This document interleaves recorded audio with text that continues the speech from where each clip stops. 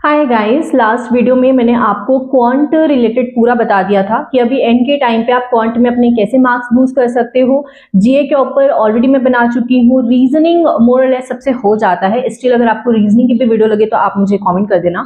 इस वीडियो में हम इंग्लिश के ऊपर बात कर लेते हैं, बिकॉज इंग्लिश एक बहुत इंपॉर्टेंट सेक्शन है अच्छे मार्क्स स्कोर करने के लिए। आप प्रीलिम्स में और मेन्स में, अगर प्रीलिम्स में भी आपने इंग्लिश अच्छा परफॉर्म किया है, क्वांट रीजनिंग में कभी स्पीड लैग हो गई, कुछ आप एक आध जगह अटक गए और एक आध दो क्वेश्चन कम अटेम्प्ट कर लिए, फिर भी आपका प्री आराम से क्लियर हो जाएगा। तो इंग्लिश आपको एक एडवांटेज देता है ओवर अदर्स। और मेंस में भी अच्छा स्कोर करने के लिए इंग्लिश का काफी इंपॉर्टेंस है, बिकॉज क्वांट रीजनिंग कभी भी अनप्रिडिक्टेबल आ जाता है, जी अनप्रिडिक्टेबल आ जाता है, बट इंग्लिश मोर और लेस डुएबल साइड पे ही आता है। वहां से जितने अच्छे मार्क्स ले पाओ उतना अच्छा है। अगर आपको इंग्लिश अपनी स्ट्रॉन्ग करनी होती है, अगर आप प्रिपरेशन की जर्नी में है, तो आपको 3 सेक्शन में वर्क करना पड़ता है। एक तो ग्रामर, एक वोकैबुलरी और एक फिर रीडिंग और कॉम्प्रिहेंशन का पार्ट। बट क्योंकि अभी आपके पास इतना टाइम है नहीं कि आप हर एक पोर्शन में इतना टाइम दें। ग्रामर के भी इतने टॉपिक्स है, बहुत सारे चैप्टर्स है, और अगर आप बिगनर है तो आपको बहुत दिक्कत आने वाली है।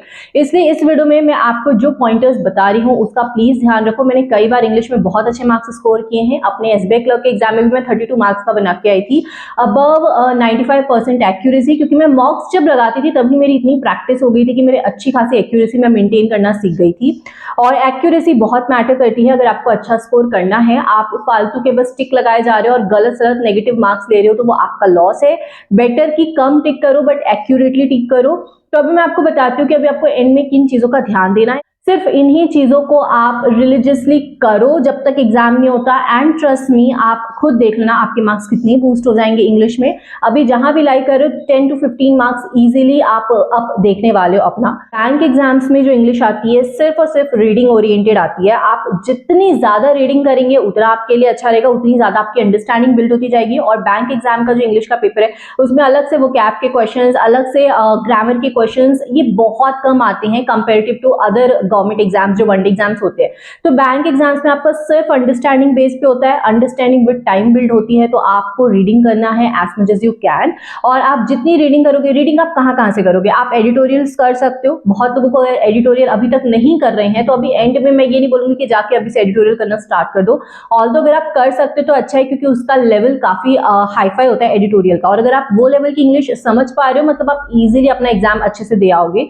आपको एडिटोरियल अगर करना है तो आप किसी वीडियो एजुकेटर के साथ, मतलब यूट्यूब में जो मॉर्निंग में एडिटोरियल क्लासेस लेते हैं वहां से करना तो ज्यादा बेटर रहेगा। तो आपको कोशिश करनी है कि आप डेली बेसिस में जो भी जितना भी रीडिंग करें, आप कम से कम 5 to 6 न्यू वोकैब के वर्ड्स पढ़ लो। इतना आप कर सकते हो। 10, 15, 20 मिनट से ज्यादा टाइम नहीं लगेगा इसमें। आपने जितनी रीडिंग की उसमें से अगर आपको 3-4 कोई वर्ड्स ऐसे नजर आ रहे हैं जिनका मतलब आपको नहीं पता है, और जो अगर आपको रिपीटेडली दिख रहे हैं, तो वो आपको याद कर लेना चाहिए। डेली के 5 वर्ड्स अभी कर लोगे तो भी सही रहेगा। एग्जाम तक कई सारे न्यू वर्ड्स आप पढ़ लिए रहोगे, और फिर यू नेवर नो कब कौन सा वर्ड आपका एग्जाम में आ जाए। आपने आधी 1 घंटा रीडिंग की खुद से सफिशिएंट है। उसके अलावा आप क्विजेस लगाओ, सेक्शनल मॉक्स लगाओ, पर्टिकुलरली इंग्लिश के डेली सेक्शनल मॉक लगाओ।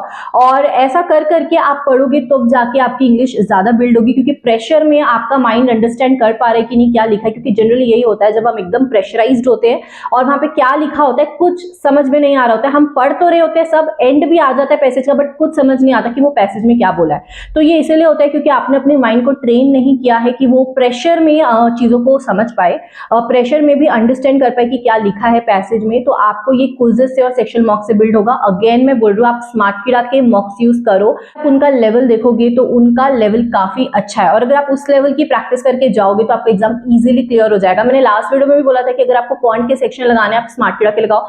अभी भी बोल रही हूँ कि इंग्लिश के सेक्शन लगाने तो स्मार्ट कीड़ा के ही लगाओ। बाकी आप फुल लेंथ मॉक्स वगैरह दूसरे ब्रांड्स के भी ट्राई करो। एक चीज आपको ध्यान रखनी है कि आप जो मॉक लगा रहे हो, जो भी क्विज लगा रहे हो, 10 मिनट का ही क्विज क्यों ना लगाओ, उसको लगा के उसको प्रॉपर रीड करना जरूरी है, उसको एनालाइज करना उससे भी ज्यादा जरूरी है। ठीक है, देखो जो क्वेश्चन सही होंगे उसको भी जाके रीड करना। क्या पता कभी कभी ऐसा होता है कि तुक्के से सही हो जाता है, हमको लग रहा होता है होगा ये आंसर नहीं होगा, बट वो करेक्ट हो जाता है। और क्योंकि करेक्ट हो जाता है हम उस पर ध्यान नहीं देते। अगर आपका सही हुआ है और आप जाके एनालिसिस पढ़ोगे और आपको पता लगेगा कि इसका एक्चुअल में आंसर क्या था और क्यों यही यही आंसर होना चाहिए था। अगर आपको ये चीज समझ में आ रही है तो वो आपकी अंडरस्टैंडिंग बहुत बिल्ड करती है और वो चीज आपको फिर माइंड में ना हमेशा याद रह जाती है कि हाँ ये इस टाइप का रीजन होता है और इसलिए सही होती है। बेसिकली ना इससे आपकी इंट्यूशन बिल्ड होती जाती है, क्योंकि इंग्लिश जो रीडिंग बेसिस पे हम जाके एग्जाम में लगाते हैं, it's only and only about intuition, कि आपको वो पढ़ के फील आ रहा है कि ये वाली ही इसका आंसर होगा और बाकी सब आंसर नहीं हो सकता है। इसमें कोई आई थिंक कोई एक्सप्लेनेशन नहीं है। जितना आप पढ़ते जाओगे, जितने मॉक्स लगाते जाओगे, उतनी ही आपकी इंट्यूशन पावर बिल्ड होती जाएगी और उतना ही एक्यूरेसी आपका बढ़ता जाएगा।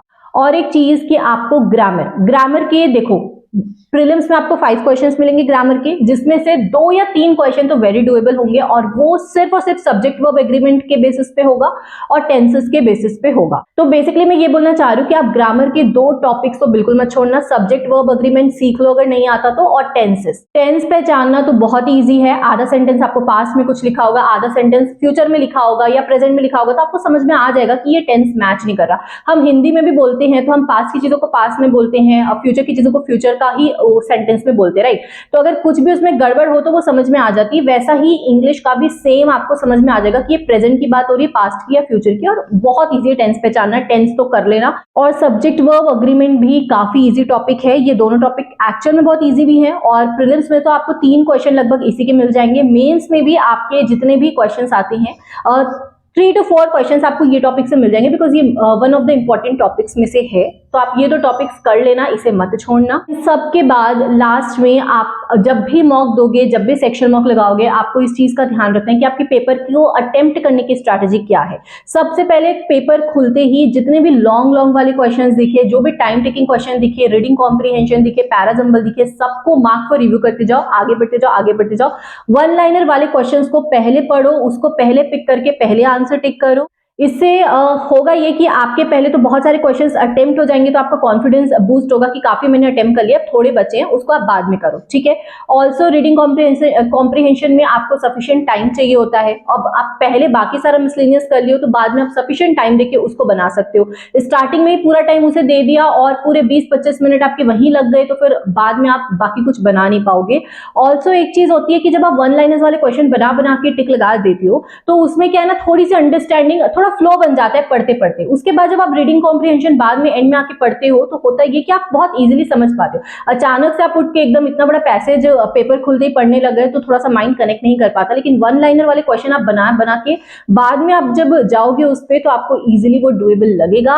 And I hope you found this video helpful. अभी आपको सिर्फ इन चीजों का ध्यान देना है और अपने मॉक के स्ट्रैटेजी में बिल्ड करना है। इसके अलावा इतना ही कर करके आपका तो वैसे बहुत अच्छे मार्क्स बूस्ट हो जाएंगे। इसके अलावा आप जितना एफर्ट मार सको वो आपके साइड से उतना बेस्ट होगा, बिकॉज ये आपका वॉर है and ultimately you have to win this. कोई भी डाउट हो कमेंट कर देना, टेलीग्राम ज्वाइन कर सकते हो। And I hope you found this video helpful. If yes, please subscribe the channel. Will meet in the next video. Thank you.